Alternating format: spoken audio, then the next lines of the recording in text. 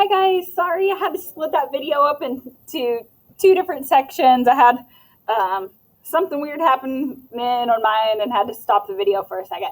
But we are finishing up the last bit of chapter 5. All right, so we just figured out Mr. D was the god of wine, Dionysus, and they're kind of talking right here.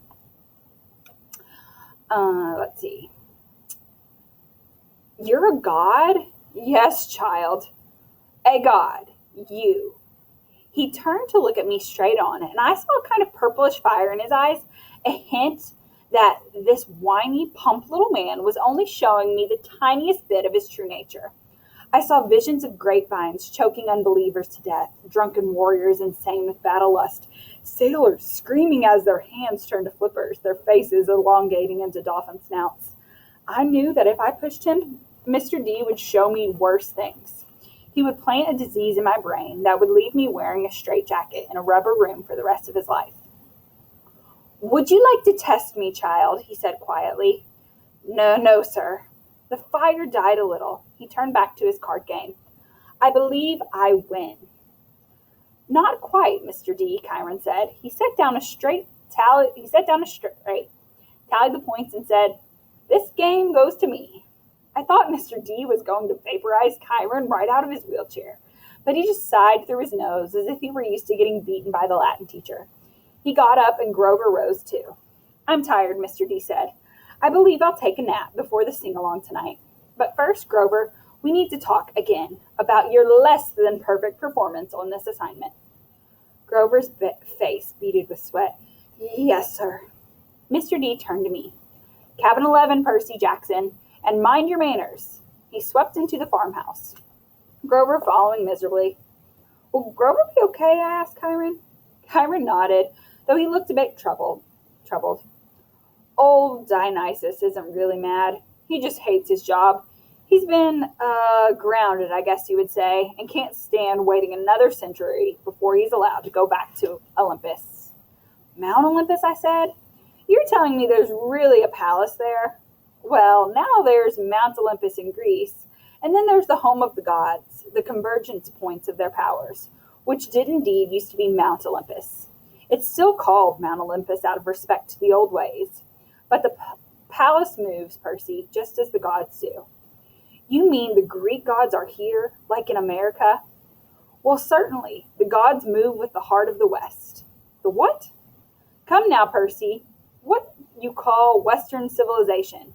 Do you think it's just an abstract concept? No, it's a living force, a collective of consciousness that has burned bright for thousands of years. The gods are part of it. You might even say they are the source of it, or at least they are tied so tightly to it that they couldn't possibly fade, not unless all of Western civilization were obliterated. The fire started in Greece. Then, as you well know, or as I hope you know, since you passed my course, the heart of the fire moved to Rome, and so did the gods. Oh, different names, perhaps. Jupiter for Venus, Jupiter for Zeus, Venus for Aphrodite, and so on. But the same forces, the same gods. And then they died. Died? No. Did the West die? Did the gods simply move to Germany, to France, to Spain for a while? Wherever their flame was the brightest, the gods were there. They spent several centuries in England. All you need to do is look at the architecture. People do not forget the gods. Every place they've ruled for the last 3,000 years. You can't see them in paintings and statues, or you can see them in paintings and statues on the most important buildings. And yes, Percy, of course they are now in your United States. Look at your symbol, the eagle of Zeus. Look at the statue of Prometheus in Rockefeller Center. The Greek facades of your government buildings in Washington. I defy you to find any American city where Olympians are not prominently displayed in multiple places. Like it or not, and believe me, plenty of people weren't very fond of Rome either. America is now the heart of the flame, and it is the great power of the West. And so, Olympus is here, and we are here.